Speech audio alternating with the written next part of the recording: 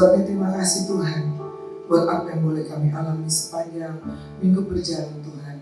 Sampai saat ini Tuhan kami boleh kembali dan kami percaya di dalamnya kekuatan Tuhan menyertai kami. Kebenaran firman-Mu melawat kami sebentar Bapa. Biarlah terus menjadikan kami pribadi yang kuat di dalam Tuhan. Kami siap dibentuk dalam nama Tuhan Yesus. Haleluya. Amin. Silakan duduk sekalian. Jadi sahabat family, terima kasih Pak Purwan.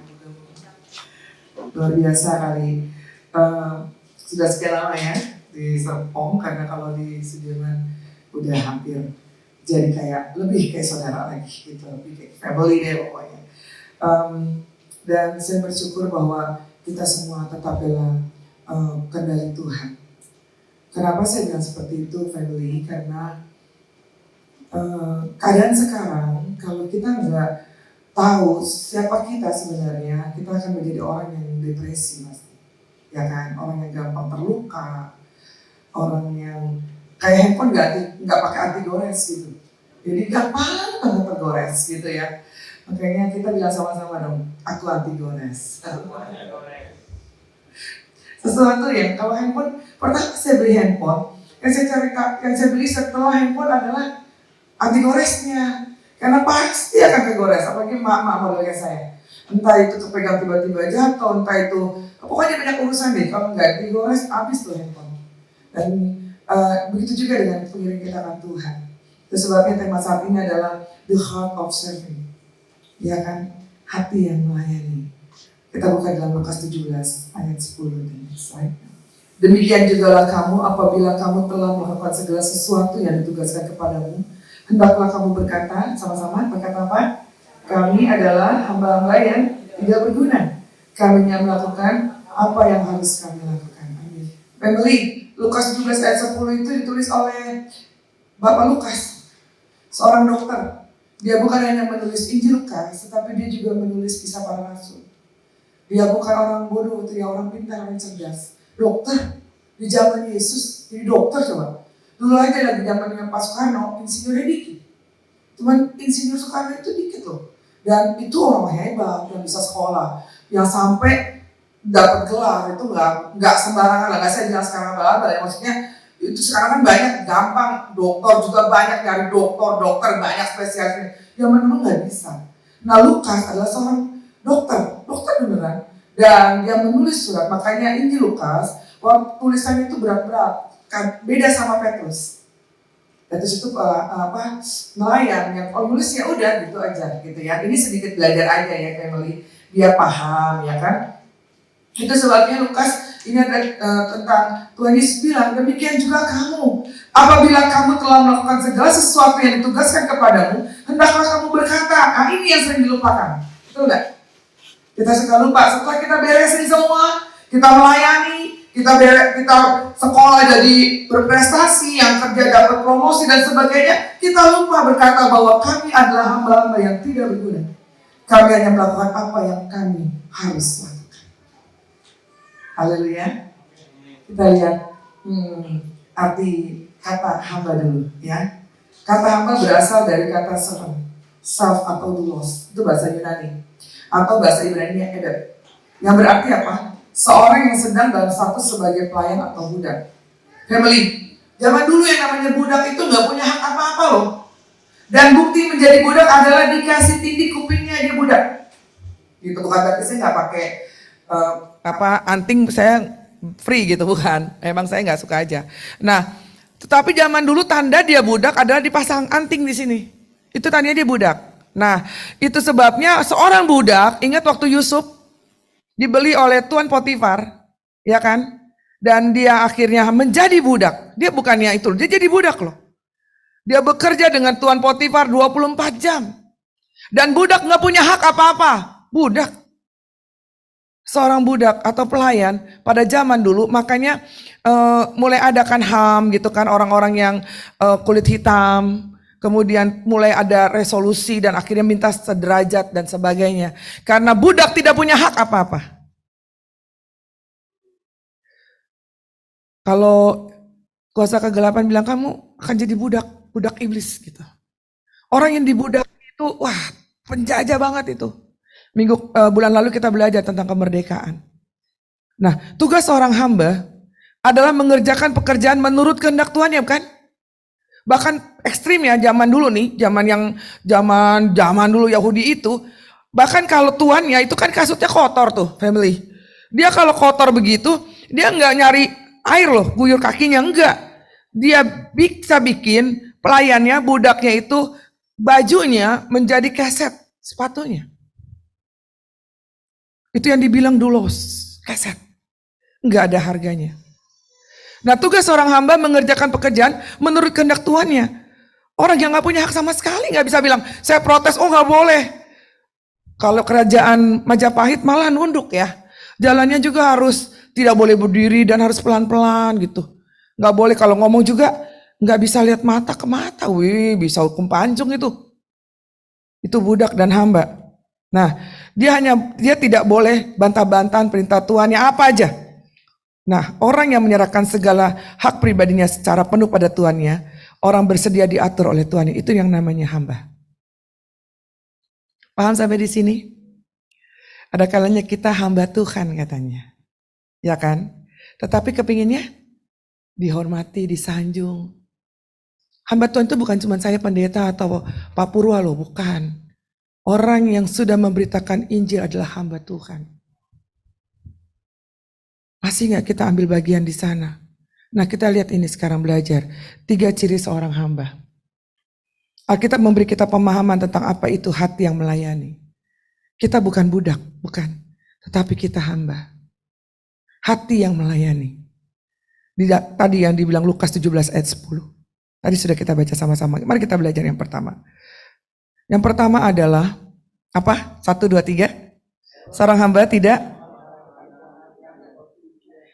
Seorang hamba gak mengharapkan penghargaan atau pujian. Karena hamba adalah suatu panggilan, melayani, bukan profesi. Pastikan itu family. Pada waktu kita seorang ibu nih, kita mendedikasikan diri ke keluarga, kita urusin anak-anak, urus suami atau seorang laki-laki menjadi imam, cari uang, terus kemudian buat keluarga. Kita ini mendedikasikan diri dan kita pelayan, hamba, bukan profesi. Apalagi di dalam gereja, apalagi dalam persekutuan seperti ini. Haleluya. Kalau masing-masing pengen dianggap, habis sudah. Sementara seorang hamba tidak mengharapkan penghargaan atau pujian. Enggak pusing nih, misalnya Pak Gembala, kita udah ngepel, udah ngerapin, sampai, semua debu nggak ada. Terus yang dipuji misalnya, yang lain gitu. Kita mulai gini, itu nggak adil. Tidak ada keadilan. Saya yang kerja yang dapat nama dia dapat promosi. Ingat, seorang hamba tidak mengharapkan penghargaan atau pujian. Lakukan saja. Haleluya. Jadi kita nggak adu balap nih, cari-cari muka padahal mukanya cuma satu terus dicari lagi. Dan kemudian kalau nggak dihargain, goresan terjadi. Dan kita lupa panggilan kita adalah hamba-hamba Tuhan. Saya bicara bukan sekedar ini semua hamba Tuhan pelayan yang bicara di mimbar, bukan itu. Kita adalah duta-duta besarnya Kristus. Kita itu ambassador. Family yang namanya suatu hari ya, teman saya, waktu kami beberapa teman hamba Tuhan pergi ke Malaysia. Dan mbah ini emang udah tua banget, 70-an. Ikut bersama kami, paspornya mbok lupa gitu taruh di mana. Kimi udah harus pergi. Dan dia muter, dia bilang, Yuli tolong Yuli, paspor saya hilang. Terus kemudian saya mulai berpikir, Mbah, kalau harus hilang juga, nanti kita cari duta besar, ya kan? Duta besar Indonesia di Malaysia.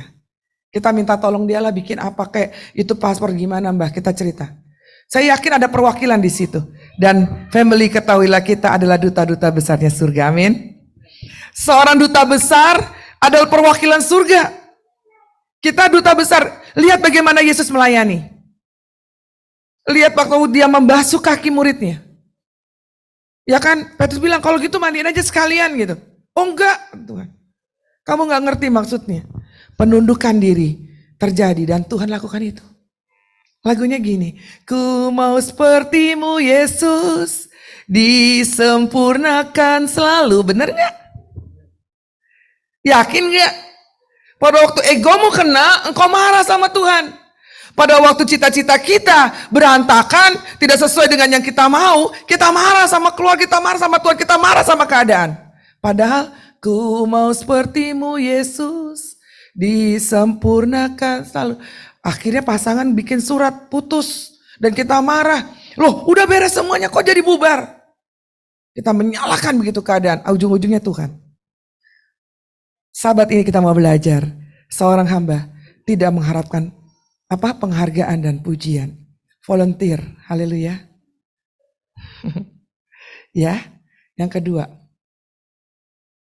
Udah ketiga. Yang kedua dulu. Ya, oke. Yang kedua, seorang hamba tidak mengharapkan balasan atau imbalan apapun. Saya mau tanya nih ibu-ibu di sini. Ya, family. Bu, pada waktu kita gedein anak gitu ya, melahirkan dulu pasti toto gede, melahirkan dulu, begadangan, iyalah.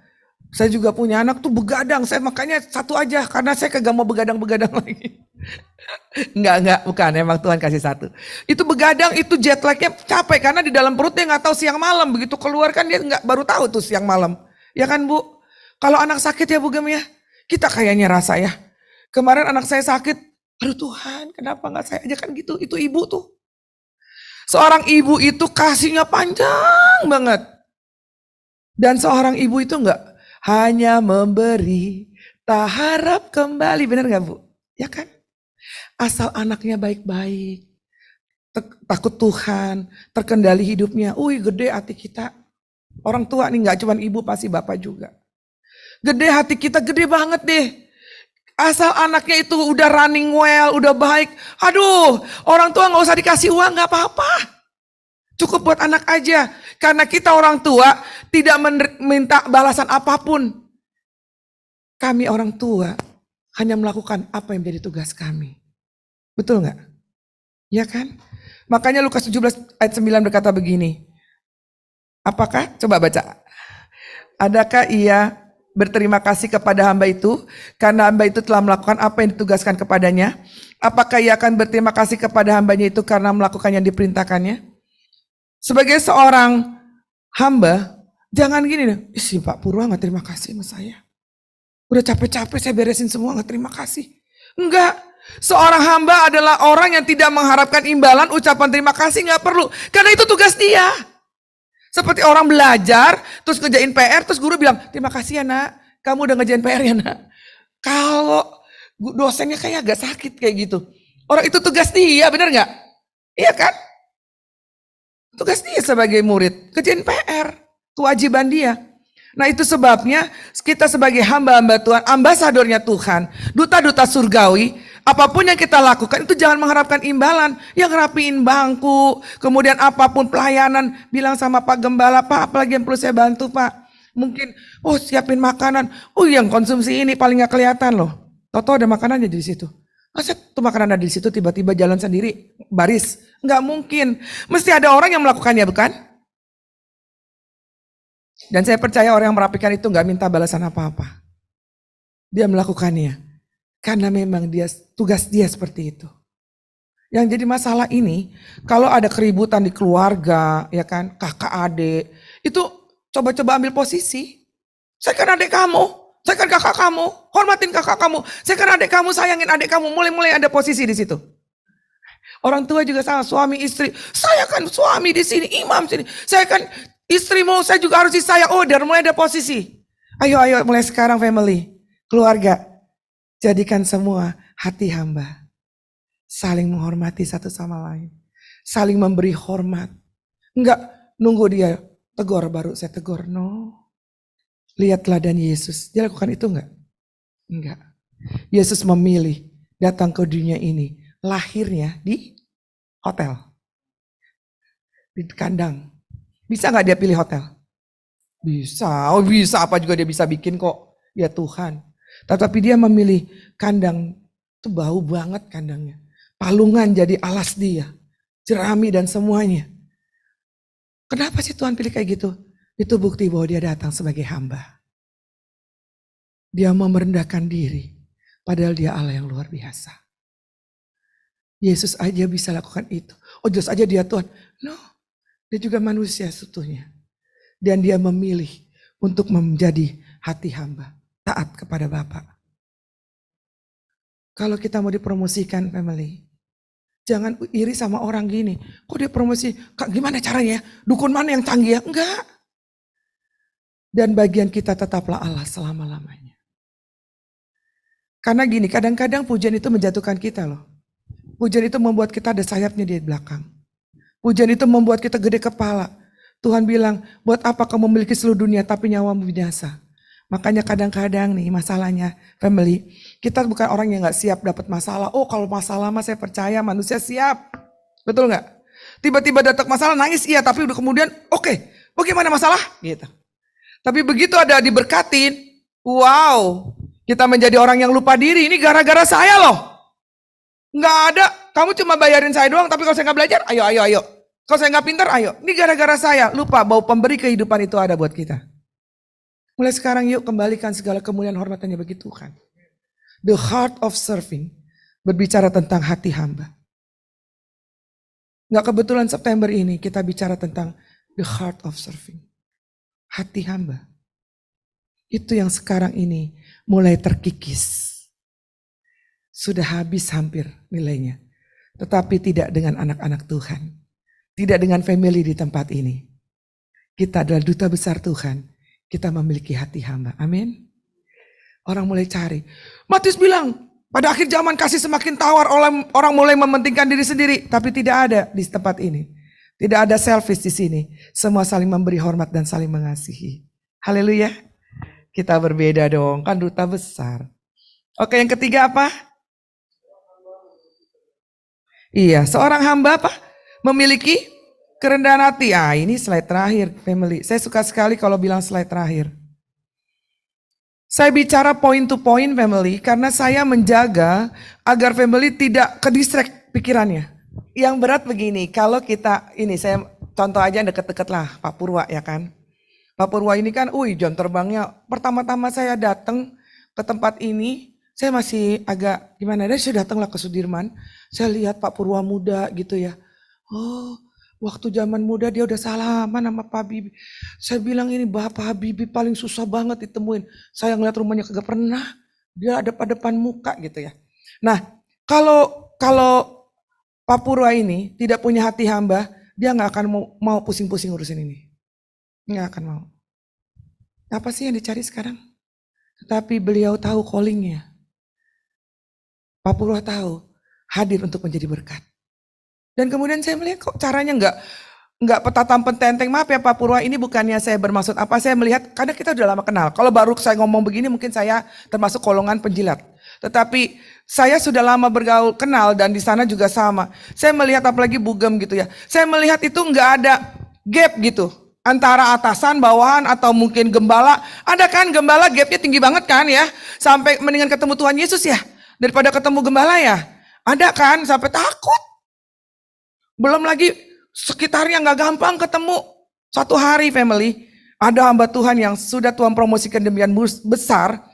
Temen saya mau foto sama dia. Kalau saya sih udah tau lah pasti udah bakal pahit doang, tak kasihan gitu. Saya bilang udahlah nggak usah foto sama saya aja.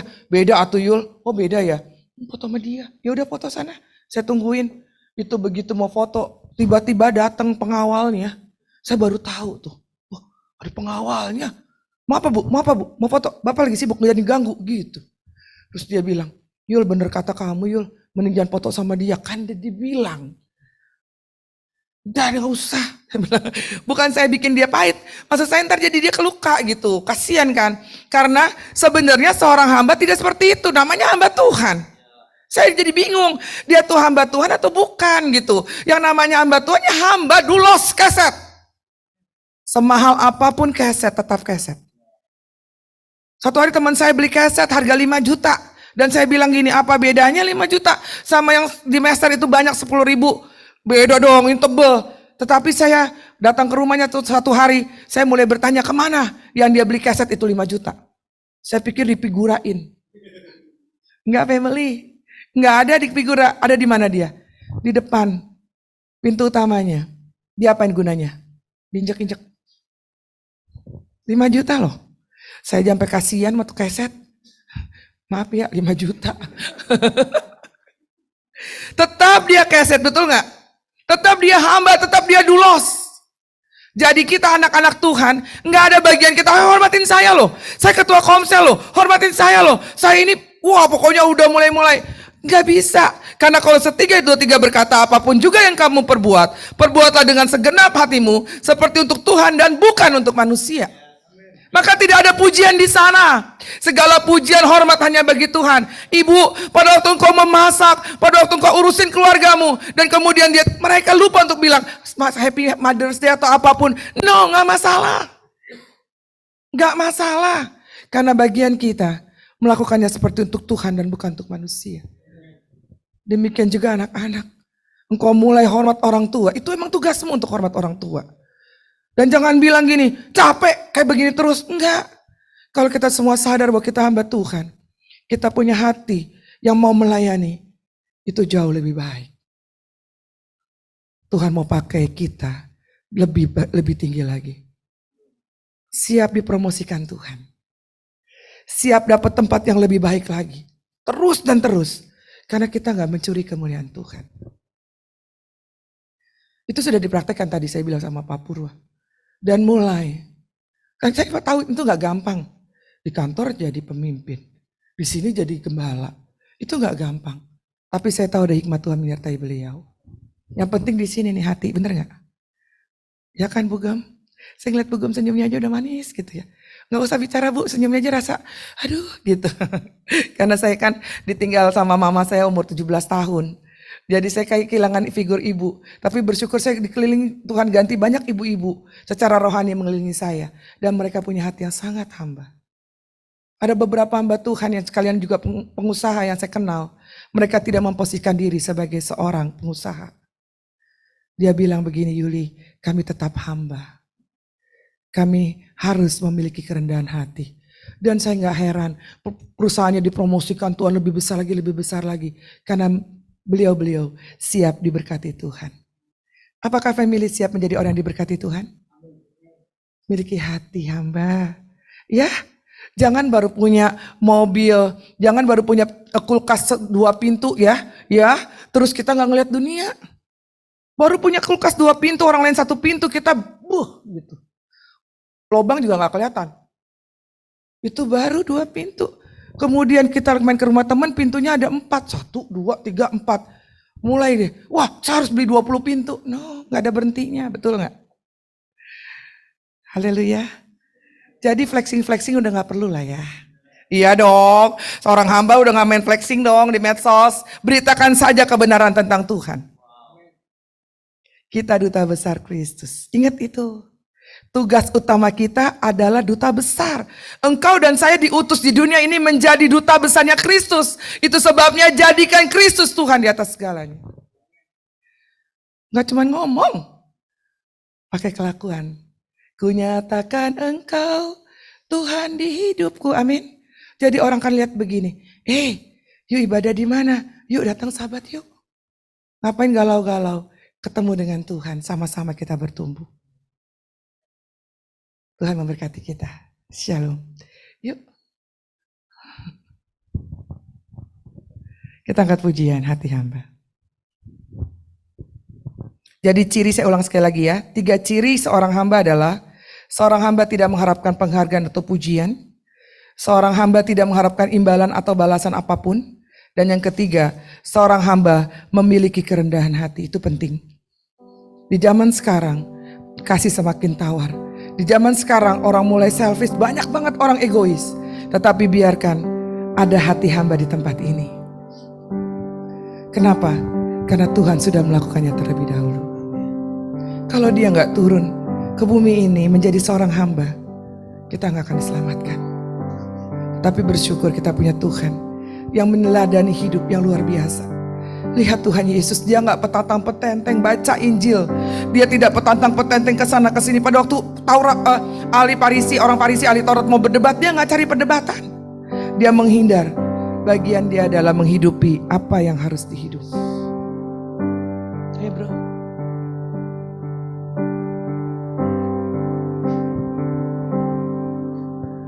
Ku tak dapat Mari sama-sama kita renungkan pujian ini dulu ya. Kebaikan yang ku terima,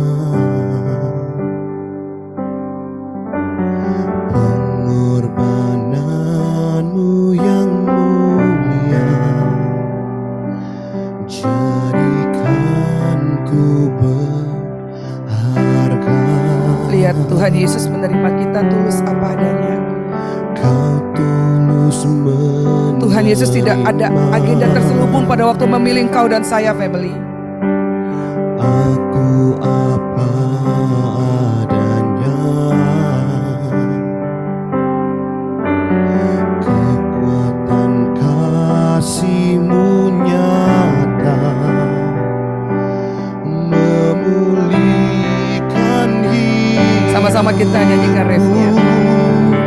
Kau bukan Tuhan yang melihat rupa, Kau bukan Tuhan yang memandang harta.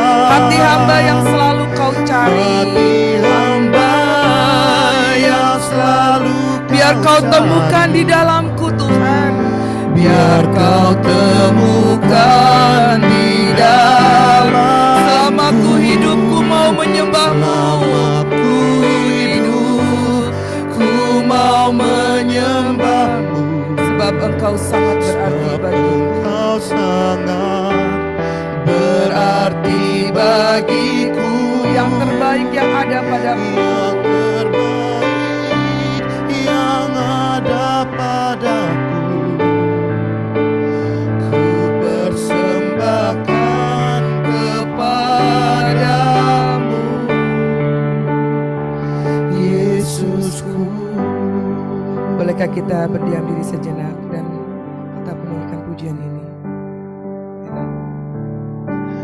Ku tak dapat Family, lupakan. jangan pulang sama dengan engkau datang. Kebenaran firman Tuhan melawat kita saat ini. Di sabat ini, kebenaran firman Tuhan melawat kita. Mungkin sebagian kita yang datang dengan keadaan sudah capek nih. Udah gak ngerti mesti bagaimana. Lihat Yesus yang luar biasa ini.